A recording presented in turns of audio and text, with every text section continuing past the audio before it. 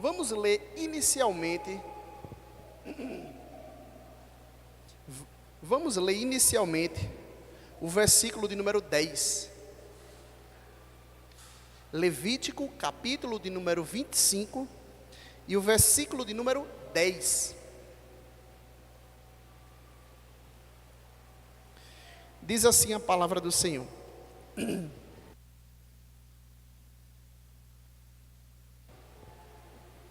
Santifiquem o 50º ano e proclamem liberdade na terra a todos os seus moradores. Esse será um ano de jubileu para vocês. E cada um de vocês voltará à sua propriedade. Cada um de vocês voltará à sua família. Vamos orar ao Senhor.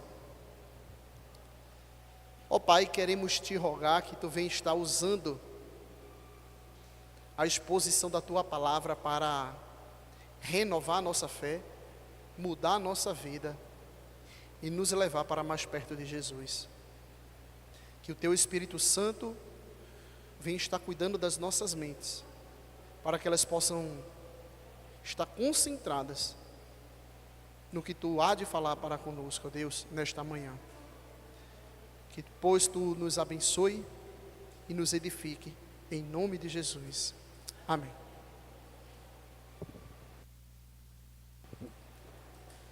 Há um hino cujo título é Aflição e Paz. Esse hino, Aflição e Paz, está no Novo Cântico, número 108. Há uma estrofe que diz assim: a vinda eu anseio do meu Salvador, em breve virá me levar ao céu onde eu vou para sempre morar, com remidos na luz do Senhor. A gente vai ver no decorrer desse sermão o quanto esse hino não expressa uma realidade bíblica fundamental. Mas eu quero que vocês observem mais uma vez a letra. A vinda eu anseio do meu Salvador, em breve virá me levar ao céu, aonde eu vou para sempre morar, com os remidos na luz do Senhor. O texto que nós estamos abertos aqui, que é o capítulo de número 25 de Levítico, trata principalmente de um grande momento nas comemorações litúrgicas do povo de Israel, que é o ano do jubileu. Esse ano do jubileu, ele tem um propósito principal de impedir a ruína completa dos devedores. O ano do jubileu tem como propósito principal impedir a ruína completa dos devedores. O tema da nossa mensagem hoje é a chegada do ano aceitável do Senhor. A chegada do ano aceitável do Senhor. Segundo John Sidman, o ano do jubileu é uma das festas menos compreendidas das comemorações instituídas por Yahvé no Antigo Testamento. Veja que a gente estudou há mais ou menos 7 semanas as 7 festas de Israel que acontecia anualmente. Então existiam 7 festas que todos os anos aconteciam na comunidade de Israel. Essas festas são um pouco mais compreendidas pelo povo de Deus do que essa festa do ano do jubileu, que acontecia um período muito maior, não se dava anualmente. O que é importante a gente entender para um melhor entendimento dessa festa? Quais são os aspectos que precisamos compreender para melhor lidar com essa festa? Em primeiro lugar, os versículos de número 2 e 3 nos mostra que o povo de Israel, a cada 7 anos, no 7º ano, deveria descansar a terra. Não se deveria fazer trabalho nenhum, arar a terra, lembre-se que o povo de Israel, na verdade o povo daquela época, em grande medida, eles tinham uma economia de sobrevivência. Não era uma economia que você lucrava e ganhava mais dinheiro. Normalmente você tinha um pedaço de terra, colocava a sua plantação lá, comia dos frutos e sobrevivia. Normalmente era isso que acontecia. Então o povo de Israel, no 7º ano, deveria descansar a terra. E isso era um ato de fé da parte do povo, né? Porque se eles sobreviviam da colheita, como é que no 7º ano eles não deveriam trabalhar? Como é que eles iriam comer? A Bíblia diz que no 6º ano, Deus daria o suficiente para o 6º, para o 7º e para o 8º. Então, Deus daria o suficiente para que eles, na verdade, para o 7º, o 8º e o 9º ano. Para que eles comessem o suficiente e não pudessem temer as ordens do Senhor. Então Deus multiplicaria de modo sobrenatural o 6º ano. O 6º ano eu vou dar uma colheita maior, para que no 7º vocês possam descansar. Para que no 8º vocês comecem a plantar, para colher no 9º. Então Deus tinha dado essa ordem, está no versículo de número 2 e 3. Fale aos filhos de Israel e diga-lhes: quando entrarem na terra que eu lhes dou, a própria terra guardará um sábado dedicado ao Senhor.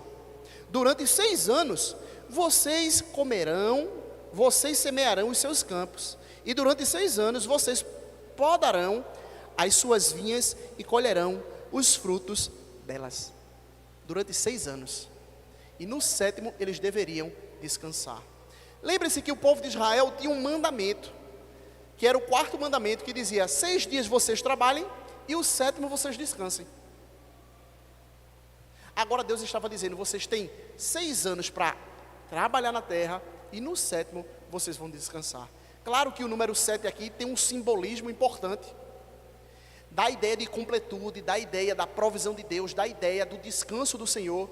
Como por exemplo, os 7 dias que Deus fez, na verdade 6 dias da criação, onde no 7º Deus descansa, lá em Gênesis no capítulo de número 1. Um comentarista bíblico falando sobre esses primeiros versos, diz assim: o ano de descanso proclamava, prestem atenção, o ano de descanso proclamava aos israelitas que o fator decisivo não é o trabalho diário no campo ou na vinha, mas Yahvé, o doador da terra. Desse modo, o ano sabático transmite com clareza ainda maior do que o sábado semanal a relatividade de todo o trabalho. O objetivo de todo o trabalho, a sua coroa, é o descanso, o sábado diante do Senhor. Em outras palavras, o que esse comentarista bíblico está dizendo? Olha, quando Deus pediu que em um ano as pessoas não trabalhassem, Ele estava dizendo: vocês têm que confiar que em última instância, quem dá o sustento a vocês não é o braço de vocês, sou eu. Então você teria que ter muita confiança no Senhor para realmente não trabalhar no 7º ano e descansar dos seus afazeres. O ano do jubileu devia começar. O que a gente está tratando aqui inicialmente não é o ano do jubileu. É um período, a cada 7 anos o povo deveria descansar da terra. O ano do jubileu, agora sim, que vai do versículo de número 8 ao versículo de número 55, o ano do jubileu devia começar com um toque de chofar no dia da expiação, no 50º ano, logo depois do 7º ciclo de anos sabáticos. O que eu quero dizer com isso? O ano do jubileu, ele acontecia depois de um período de 7 sequências de 7 anos. Vem os primeiros 7 anos depois que o povo entrou na terra, deve descansar. Vem depois os 14 anos que o povo está na terra, deveria descansar. 21, deveria descansar. E aí você vai multiplicando, se você é bom de matemática. 28, 35, assim vai. Então, quando chegasse no ano 49, no 50º, o povo deveria celebrar o ano do jubileu. Alguns comentaristas bíblicos têm salientado que aí esse dia requeria ainda mais fé do povo, porque eles deveriam descansar no ano 49, porque seria o 7º ciclo de 7 anos, e no 50º. Então haveria 2 anos de descanso da terra. Já outros comentaristas bíblicos dizem que esse 50º ano deveria ser um ano reduzido. Seja como for, o ponto fundamental deve ficar claro. O povo deveria ter um ano, no 50º ano, onde eles deveriam celebrar o ano do jubileu. A terra deveria mais uma vez descansar. Veja os versículos de número 8 e o versículo de número 9. Contem 7 semanas de anos, isto é, 7 vezes 7 anos, de maneira que os dias das 7 semanas de anos somem 49 anos. Então, no 7º mês, aos 10 dias do mês, você fará soar a trombeta. No dia da expiação, vocês farão soar a trombeta por toda a terra de vocês. O dia da expiação era uma das festividades anuais que acontecia todo ano para o povo de Israel. Então, nesse dia da expiação, o que é que se comemorava? O perdão dos pecados. O povo agora tinha o seu pecado expiado, o seu pecado removido. Existiam 2 bodes, um que era sacrificado e o seu sangue era aspergido no Santo dos Santos.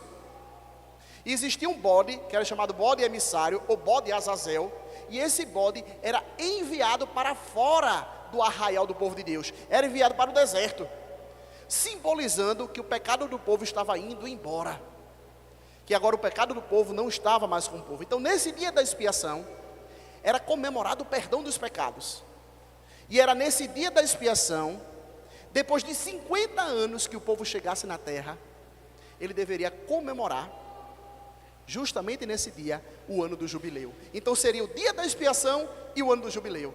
Quando o povo comemorasse os 100 anos da terra, mais uma vez jubileu. 150, mais uma vez, e assim ia. Então a cada 50 anos depois da entrada na terra da promessa, o povo deveria comemorar o ano do jubileu. A palavra jubileu é uma transliteração aproximada do termo hebraico Yobel. Ela provavelmente significa carneiro. Essa palavra jubileu significa carneiro ou chifre de carneiro. Lembre-se que no dia da expiação o povo deveria o quê? Tocar a trombeta. E essa trombeta era tocada com o quê? Com um chifre de carneiro. Então daí provavelmente vem a expressão festa ou ano do jubileu. O que é que acontecia então no ano do jubileu de tão importante? O versículo número 10 diz: santifique o 50º ano e proclame liberdade na terra a todos os seus moradores. Esse será um ano de jubileu para vocês, e cada um de vocês voltará à sua propriedade, cada um de vocês voltará à sua família. A ideia aqui do ano de jubileu, principalmente, é a ideia de liberdade. Quando você pensa em ano do jubileu, você deve pensar em liberdade. Numa sociedade que cada vez mais a gente tem sido tolhida a nossa liberdade, o ano do jubileu proclama a liberdade. Essa expressão liberdade, no original hebraico, traz uma ideia de um rio cujas ondas são incontidas. As ondas estão agitadas, o rio está fluindo e ninguém consegue parar as águas desse rio. Essa expressão de liberdade no hebraico traz essa ideia de algo que é incontido. Uma torrente de águas que está jorrando e ninguém consegue parar. Semelhantemente, no dia do ano do jubileu, Deus proclamava uma liberdade incontida para aquele povo que estava debaixo da sua aliança. 2 aspectos então são essenciais nessa festa: a libertação dos escravos e a devolução das propriedades aos seus donos originais. A gente vai ver um pouco mais sobre isso um pouco mais à frente. O que acontecia? O povo de Israel, quando entra à terra da promessa, Deus distribuiu certas propriedades aos moradores, ao seu povo. Então você vai ver isso a partir de Josué capítulo 15. Você vai ver que Deus começa a distribuir terras aos moradores. A família de Judá, o clã de não sei o quê, da família de não sei quem, da sorte de não sei quem, a parte norte, não sei quem, parte sul. Então Deus vai, nominalmente, Josué vai lançando sorte. Eu estou fazendo assim um movimento com a mão, mas ninguém sabe exatamente o que seria lançar sorte. Mas Josué ia lançando sorte, e as sortes iam caindo como direção de Deus para cada comunidade. Então, cada família teria um pedaço de terra na terra da promessa. O problema é o seguinte: com o passar do tempo, muitos judeus, muitos israelitas iriam contrair dívidas e não teria como pagar essas dívidas. Então o que é que eles faziam? Eles vendiam as suas terras a outras pessoas para poderem quitar as suas dívidas. Então pense, por exemplo, você que sobrevive de uma economia de subsistência, que você tem a sua economia só para comer. Aí de repente bateu lá um gafanhoto, comeu toda a plantação, e agora você não tem mais como sobreviver. Então você vai contrair uma dívida, e agora não consegue pagar. Aí o que é que você fazia? Você vendia essa sua terra a outro proprietário, e esse outro proprietário agora tomava posse dessa terra. Mas o ano do jubileu fazia o seguinte: essas terras deveriam ser devolvidas aos seus donos originais. Então, os donos originais deveriam ter as suas terras devolvidas.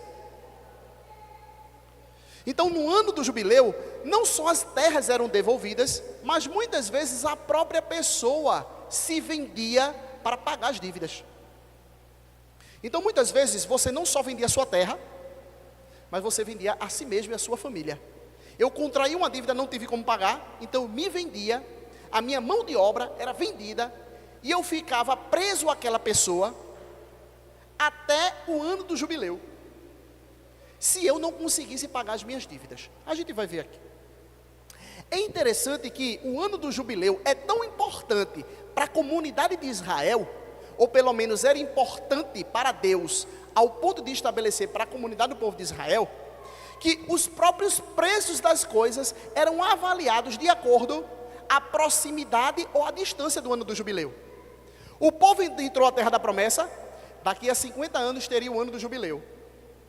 Suponhamos que depois de 5 anos que entrou na terra da promessa, o cara teve algum problema com a plantação, ou foi preguiçoso, e acabou que ele teve que vender a sua propriedade a outra pessoa. Não é precisamente vender, né? É uma espécie de aluguel. Ele arrenda a sua terra, e no ano 50º, essa terra era devolvida a ele. Só que, se essa pessoa quisesse recomprar a sua terra, ele contaria um número de anos até chegar ao jubileu. Certo? Você perdeu a sua terra depois de chegar a 5 anos na terra da promessa. Então tem 45 anos de jubileu.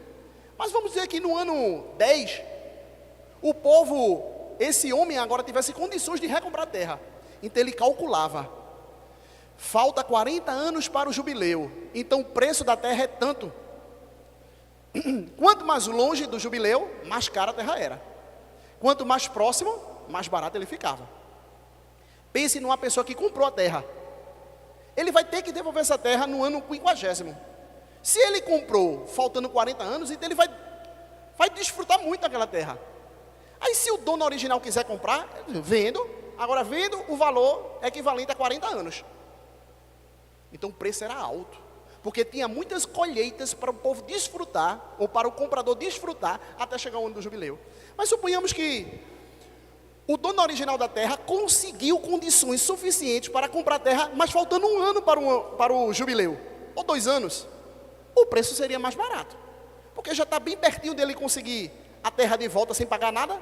Agora ele disse: eu vou fazer uma pechincha para tu aí, está perto do jubileu mesmo, a terra vai ter que ser devolvida para os donos originais, então eu vou fazer o seguinte, vou fazer uma pechincha para tu, ficava baratinho. Então o que é que eu quero dizer com isso? O ano do jubileu é tão importante ao ponto de os preços em relação às dívidas serem marcados como referência o próprio ano do jubileu. Então, você pagava a sua dívida muito alto ou pouco em referência ao ano do jubileu.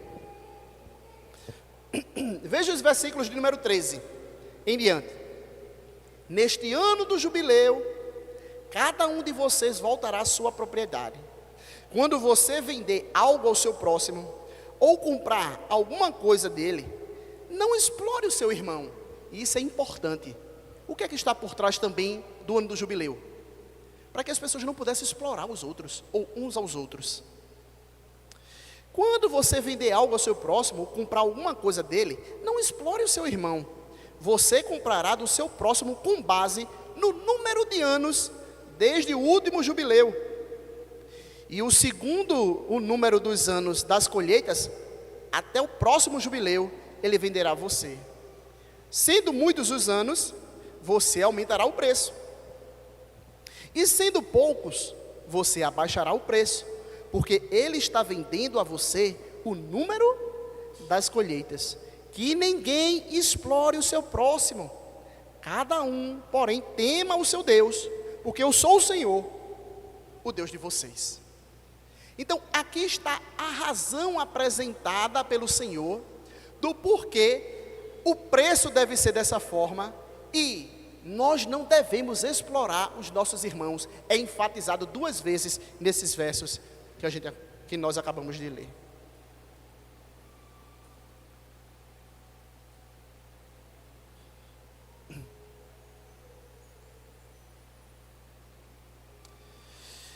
Havia uma responsabilidade parental para aquelas pessoas que contraíam, ou para os parentes que eram daquelas pessoas que contraíram as suas dívidas. Suponhamos que você contraiu uma dívida, SPC e Serasa. Quem teria então a responsabilidade?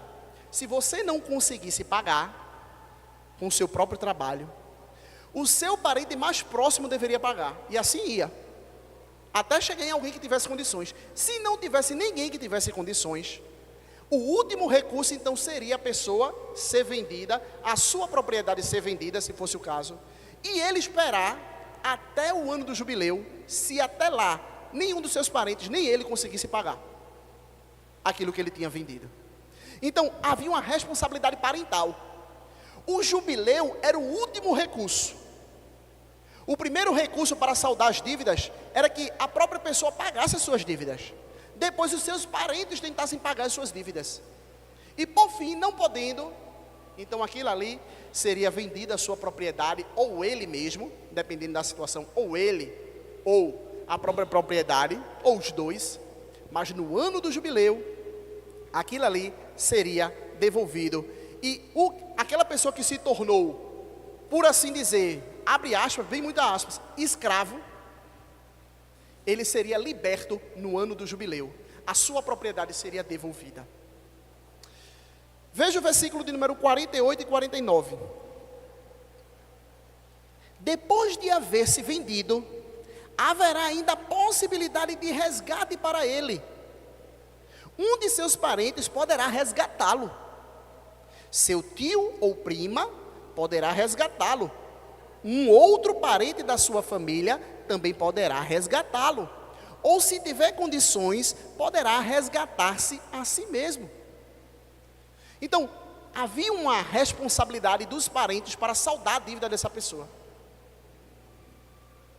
Há um caso interessante lá em Ruth, capítulo de número 4, quando um homem chamado Boaz, ele se vê como um resgatador para Noemi e Ruth. Não sei se vocês lembram a situação, mas Ruth e Noemi estavam vivendo uma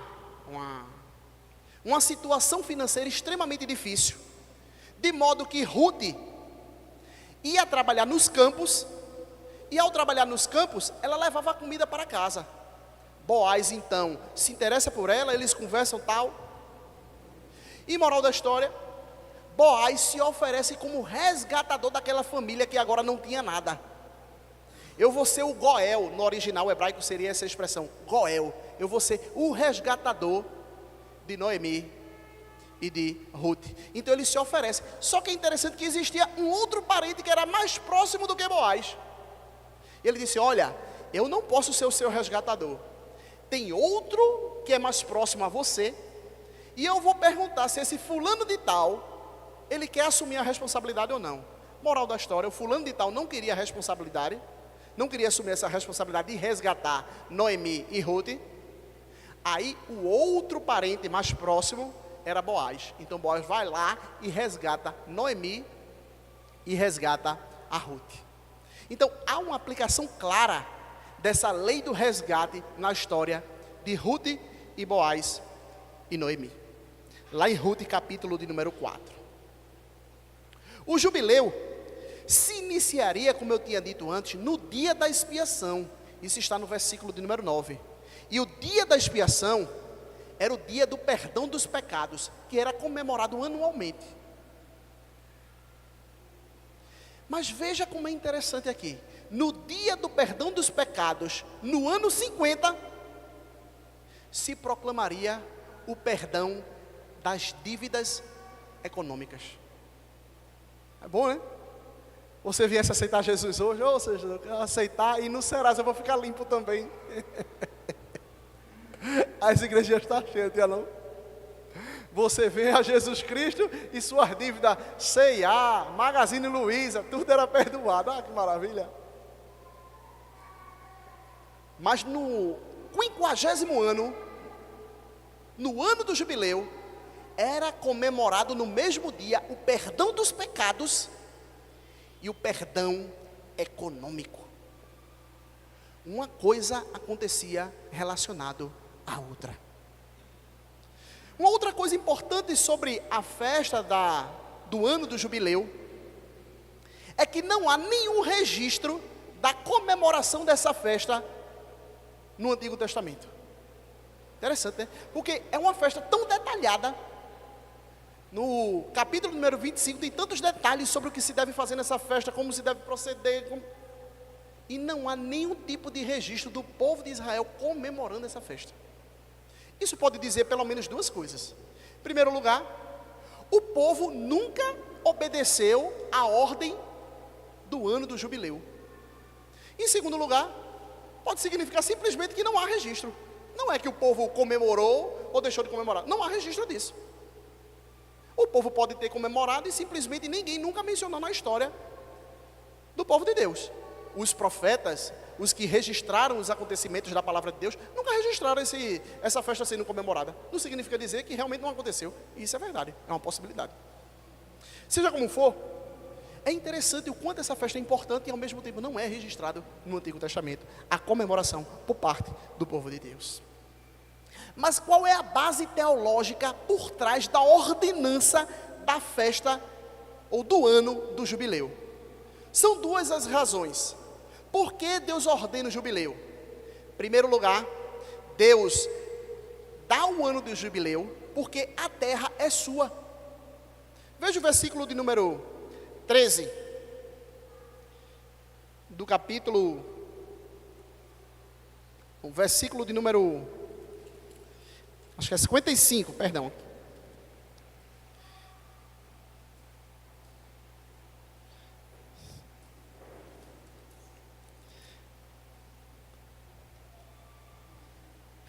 Perdão, versículo 28, 23. Diz assim, versículo 23 do capítulo 25. Também a terra não será vendida em definitivo, porque a terra é minha.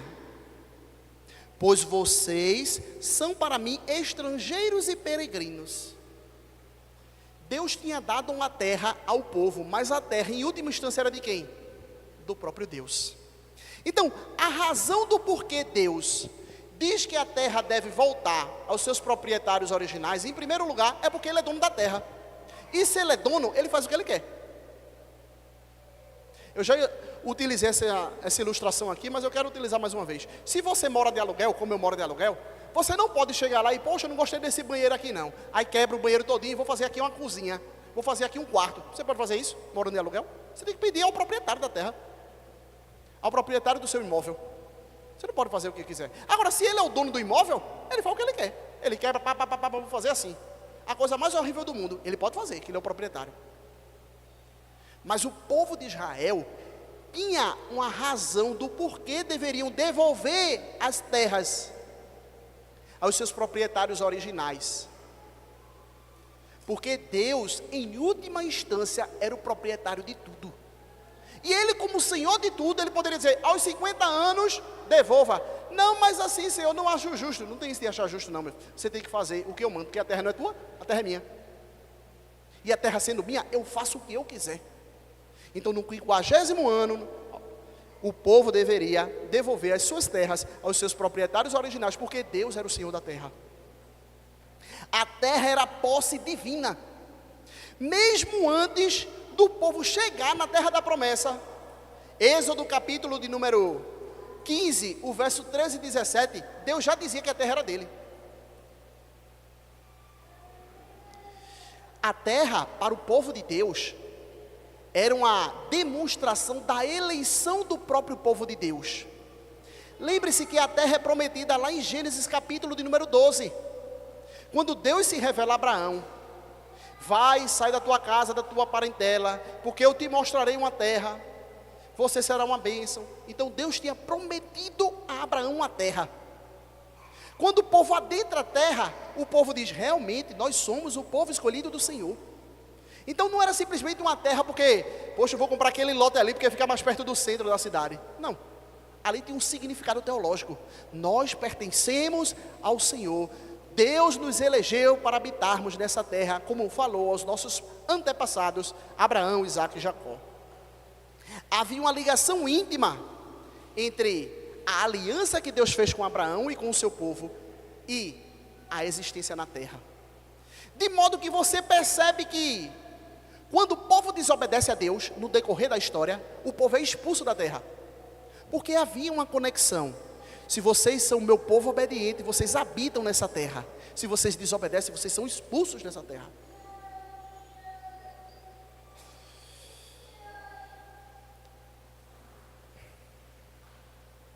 Comentando sobre isso, Christopher Wright diz assim: para os israelitas que viviam com a família em sua porção de terra, da terra de Yahvé, a própria terra era prova de pertencimento ao povo de Deus, e o foco de sua resposta concreta à graça de Deus. Pertencer à terra era dizer, eu sou do Senhor. É diferente hoje, né? Você não pode dizer assim, eu vou para Recife porque eu sou do Senhor, eu vou ficar aqui em Surubim porque eu sou do Senhor, porque se eu sair daqui de Surubim, eu não pertenço mais a Deus. Não faz sentido, né? Mas para a comunidade do povo de Deus daquela época, a terra da promessa era um sinal tangível, visível, do pertencimento deles ao Senhor nosso Deus. Uma segunda razão do porquê da festa do jubileu, em primeiro lugar, porque a terra era do Senhor e ele poderia fazer o que ele quer, ou o que ele quisesse. Segundo lugar, porque o próprio povo pertence a Deus, logo não deveria haver exploração. Pensem o seguinte: se uma pessoa por alguma razão contrair uma dívida, ele vender a sua propriedade, ele não vai ter como reaver aquela propriedade se não fosse determinado pelo Senhor. Então, ele poderia ficar pobre, seus filhos ficarem pobres, mas no 50º ano, Deus dava um novo começo a toda a família de Israel. Você contraiu dívida, não teve como pagar, perdeu a propriedade, se preocupe não, a sua geração não vai passar necessidade indefinidamente não. Todo 50º ano havia um novo recomeço, tudo começava do zero de novo, por assim dizer. As propriedades eram devolvidas aos seus donos originais. Aqueles que tinham vendido seus trabalhos porque não tinham como pagar as suas dívidas ou por uma outra razão, eles eram libertos. E agora tinha um novo começo estabelecido no ano do jubileu.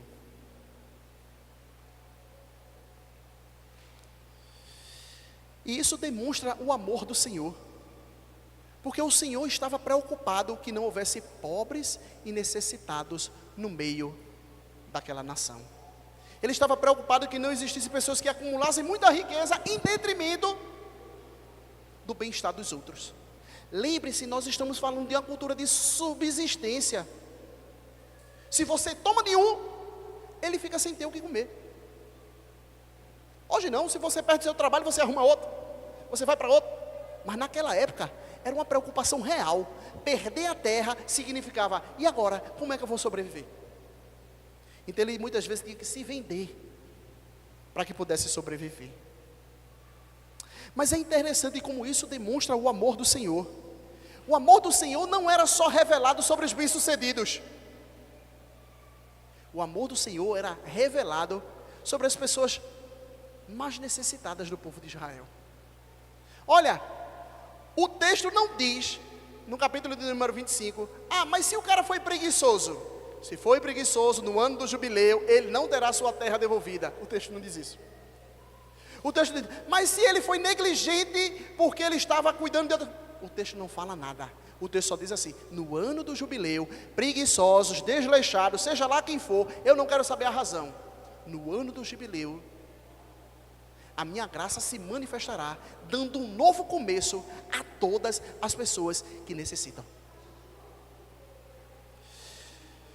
É muito comum a gente ver cenas, por exemplo, de jogadores de futebol. Quando eles chegam num bar, eles não pagam a conta. Ele chega lá, pense num jogador famoso aí, sei lá, imaginou Neymar chegando aqui num bar aqui de Surubim. Ele chega lá, beba. O que o cara vai dizer? Meu irmão, o Neymar está no meu bar, meu irmão. E aquele tumulto no bar. Não paga nada não, aqui é tudo de graça. Eu disse, meu irmão, mas Neymar, ele tem fortuna de mais de 1 bilhão. Aí é que ele deve pagar mesmo. Mas a gente é o contrário. Quando tem uma pessoa bem sucedida, uma pessoa influente, uma pessoa famosa, uma pessoa rica, a gente faz concessões a essas pessoas. Não precisa pagar não, meu irmão, vai de hora. Pense num político, chega na sua loja, diz, não precisa pagar não, vá-se embora. Não, tu tem dinheiro, meu irmão, paga aqui. Não era assim que a gente deveria fazer? O Senhor não faz como a gente faz. O Senhor não pega os bem-sucedidos, os famosos, os influencers, os ricos e concede coisas a Ele. O Senhor pega aquelas pessoas que não têm condição nenhuma, pessoas que estão lá numa situação de miséria, e diz assim, não precisa pagar nada. Essa é a diferença fundamental entre nós e o nosso Deus. Deus não julga pelo quanto nós temos. Deus vê os necessitados e vai ao encontro deles com sua graça e misericórdia e diz, as dívidas estão pagas, as propriedades serão devolvidas. Como nós temos visto, todas as festas de Israel está relacionado ao próprio Senhor Jesus Cristo. E o ano do jubileu não é diferente. Há um texto em Isaías, capítulo de número 61, o verso 1 e 2, diz assim: o Espírito do Senhor está sobre mim, porque o Senhor me ungiu para pregar as boas novas aos pobres, enviou-me a curar os quebrantados de coração, a proclamar libertação aos cativos e pôr em liberdade os algemados, a pregoar o ano aceitável do Senhor, o dia da vingança do nosso Deus, o consolador de todos os que choram. O que é importante nesse texto de Isaías com o ano do jubileu é a expressão proclamar libertação.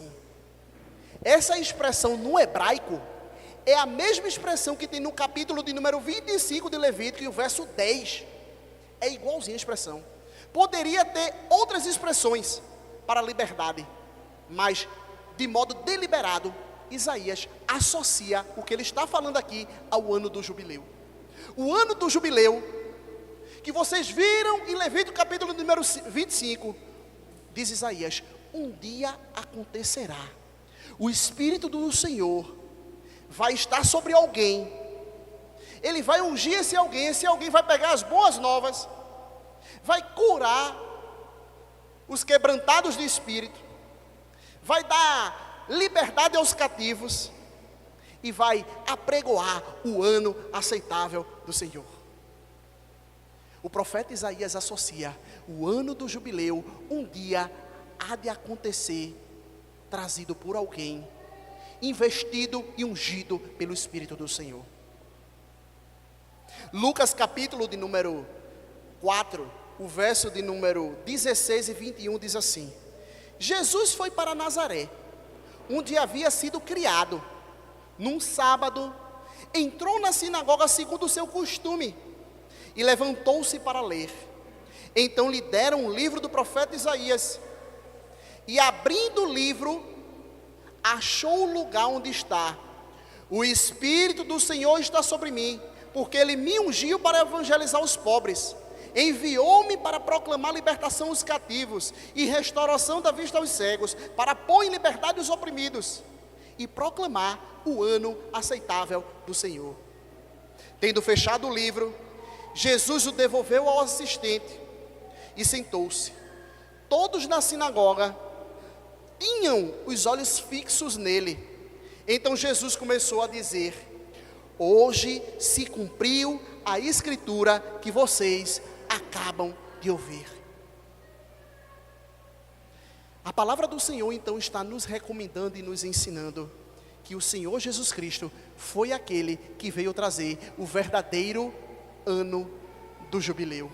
Foi Ele que veio trazer a verdadeira liberdade que as pessoas tanto necessitam. Jesus, Ele não veio simplesmente trazer o perdão das dívidas econômicas. Isso, o próprio Ciro Gomes já tentou, né? Venha, volte em mim que eu vou tirar a dívida de vocês econômica. Embora isso seja algo muito bom, Jesus, Ele veio tirar algo ainda infinitamente melhor. Ele veio pagar as dívidas do meu e do seu pecado.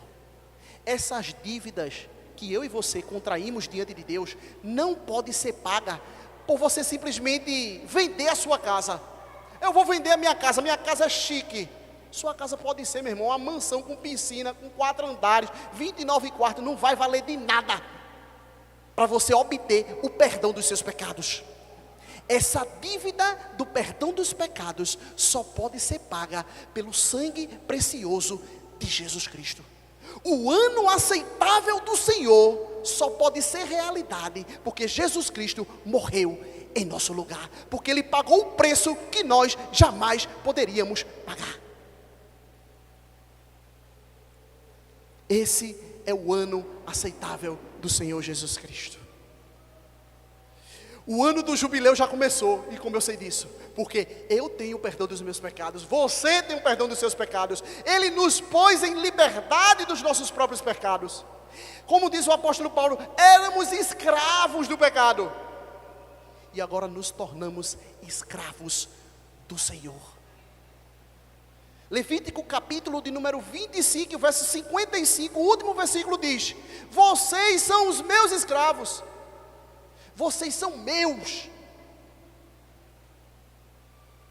E Jesus vem para nos pôr em liberdade dos nossos próprios pecados, que estávamos escravizados, e nos tornar escravo dele mesmo.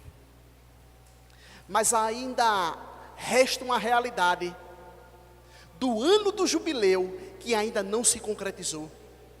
Jesus, Ele já começou o ano do jubileu, mas Ele não concretizou o ano do jubileu. E esse ano do jubileu, um dia há de se concretizar de modo consumado, pleno, quando Ele voltar na sua segunda vinda.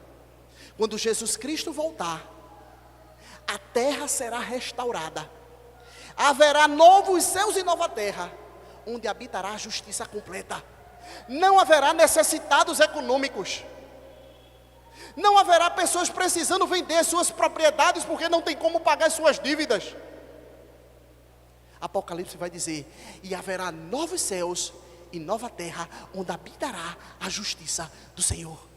Esse será o grande dia consumado do ano do jubileu. Você não vai sair dessa terra para morar lá num céu longínquo onde ninguém conhece. Essa terra onde nós pisamos, um dia será restaurada pelo Senhor, onde habitará completamente a justiça, e Deus estabelecerá o jubileu de modo concreto e definitivo. Não um jubileu pelas nossas próprias forças, mas um jubileu trazido pela vinda do Rei Supremo, o Senhor Jesus Cristo. Daí porque o hino inicial que nós mencionamos no sermão está errado. Para o céu eu vou, para sempre morar. Não, não, não, não. O Senhor Jesus Cristo há de descer nos ares. Ele viu a Jerusalém que desce do céu, vindo da parte de Deus. Jerusalém desce do céu. O céu vem até a terra. E céu e terra se tornam uma coisa só. E habitaremos com o Senhor para todo sempre. Aquilo que Adão e Eva não conseguiram fazer, expandir essa terra, dominar essa terra, Jesus Cristo um dia há de colocar aqueles que são seus no novo céu, na nova terra, para fazer desse mundo um Éden estendido. O que nós podemos então aprender com o ano do jubileu? Em primeiro lugar, o que o ano do jubileu não pode ser aplicado aos nossos dias? Há coisas na história sobre o ano do jubileu, nos ensinos sobre o ano do jubileu, que não podem ser aplicados aos nossos dias diretamente. Algumas delas. Em primeiro lugar, por que nós não podemos aplicar diretamente o ano do jubileu à nossa situação hoje? Primeiro, nossas propriedades não foram dadas diretamente por Deus. Alguém lançou sorte para você? Um pastor lançou sorte? Porque se ele lançou, ele está errado. Josué lançou sorte. Venha para essa casa aqui. Essa terra aqui é sua. Lançou sorte. A casa onde você mora, você não foi, porque Deus indicou de modo sobrenatural para que você morasse nela, não. Você, com bom senso, com sabedoria, disse: eu acho que essa casa aqui é melhor para minha família. Ou as condições financeiras são essas. Então você não pode fazer uma relação. Então pastor, quando fizer 50 anos que eu estou na minha casa, eu agora vou devolver para o dono original. Você não sabe nem quem é o dono original, muitas vezes. Então, em primeiro lugar, a gente não deve entender que a festa do jubileu é aplicada diretamente aos nossos dias, pela primeira razão, porque Deus não lhe deu essa terra diretamente, não lhe deu essa casa diretamente. Segundo lugar, quando é que começa a contagem? Tudo bem, o povo de Israel tinha uma contagem. Ao adentrar a terra, a cada 50 anos que se passasse, você deveria contar o ano do jubileu e devolver a terra ao proprietário original. Aí você comprou a terra de alguém, começa quando a contagem? Quando foi a instituição de Surubim, 1900 e pouco, então cidade de Surubim se tornou independente, então começa aqui. Claro que não. Deus não disse que quando começasse a independência da cidade de Surubim, você deve a cada 50 anos devolver a casa. Deus disse para o povo de Israel. Então, nesse sentido, a festa do jubileu, ou o ano do jubileu, não se aplica a nós. Entretanto, isso não significa dizer que não há algo proveitoso para as nossas vidas hoje, sobre o dia do jubileu, ou o ano do jubileu. Em primeiro lugar, que podemos extrair de positivo da festa do jubileu, do ano do jubileu. Em primeiro lugar, a soberania do Senhor sobre o tempo e a natureza. Essa é a primeira verdade, assim, que não só perpassa o povo de Israel, perpassa toda a eternidade. O Senhor, Ele é Senhor do tempo e Ele é Senhor da natureza. Deus dizia ao povo: um ano vocês têm que ficar sem trabalhar. E no sexto, no ano anterior, eu vou ter que dar o que a vocês? Eu vou ter que dar triplicado. Porque no sétimo vocês não trabalham, no oitavo vocês começam a plantar, e no nono é que vocês começam a colher. Então o povo de Deus deveria confiar na soberania do Senhor. Deus, Ele é Senhor do tempo, porque Ele vai me dar o que é necessário no tempo, e Ele é o Senhor da natureza. Ele vai trazer as vacas até a mim, Ele vai trazer o maná do céu até a mim. E ainda hoje essa verdade permanece. Deus é o Senhor da história, do tempo e da natureza. De modo que quando Deus nos ordena para descansarmos semanalmente no domingo, nós devemos descansar. Tem muitos irmãos assim: pastor, eu não estou indo não, porque assim, sabe, eu preciso prover para minha família. Tudo bem, mas tente procurar um emprego onde você possa descansar no domingo, e você possa cultuar o Senhor, e você possa confiar na providência de Deus. Como é difícil a gente acreditar que o Senhor é o nosso provedor. Tem gente na igreja que não para de trabalhar. Não, meu nome é trabalho, pastor. Não. Você tem que descansar, meu irmão, porque no fim das contas, o que dá a alimentação na sua mesa não é o seu trabalho. Seu trabalho é apenas um meio mas Deus pode utilizar outros meios. E Deus fez isso com o povo de Israel. Vocês não vão trabalhar em nada. Imagine o povo. Trabalha para lá, de repente você tem que ficar. Você já conversou com pessoas aposentadas?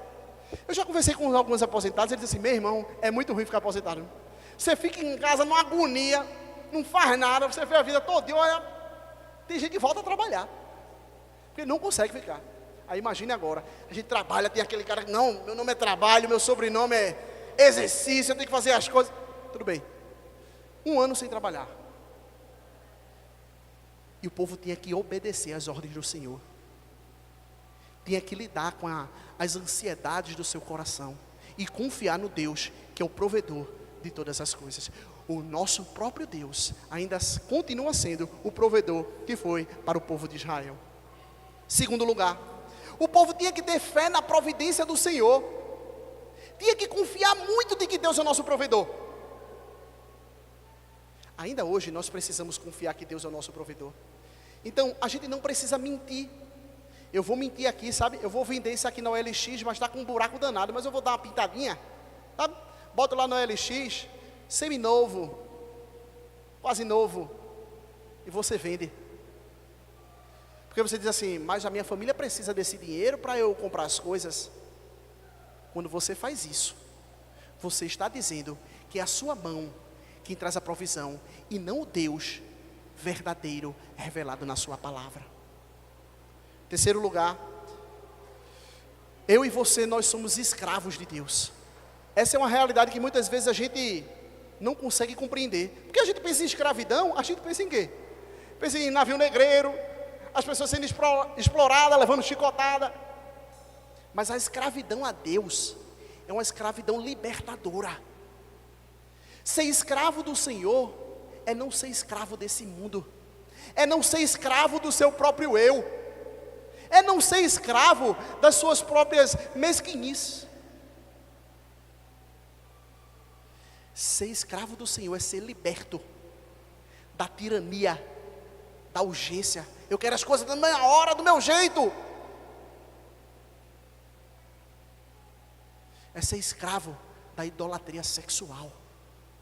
Eu tenho que sempre alimentar meus desejos sexuais, porque senão eu não serei ninguém. Ser escravo do Senhor é entender que, em última análise, o Senhor nos dá a verdadeira liberdade que o nosso coração tanto anseia. Quarto lugar, uma verdade que também podemos aprender com o dia, ou o ano do jubileu, é que devemos encontrar maneiras de proporcionar meios para que os pobres que nós conhecemos tenham um novo recomeço. Será que você poderia proporcionar isso a uma pessoa que muitas vezes está morando na rua? E por que você não faz? Sei lá, indicar alguém que você conhece que poderia dar um emprego a essa pessoa, e essa pessoa ter um novo recomeço. O ano do jubileu nos ensina, criem ambientes onde vocês proporcionem novos recomeços às pessoas que precisam.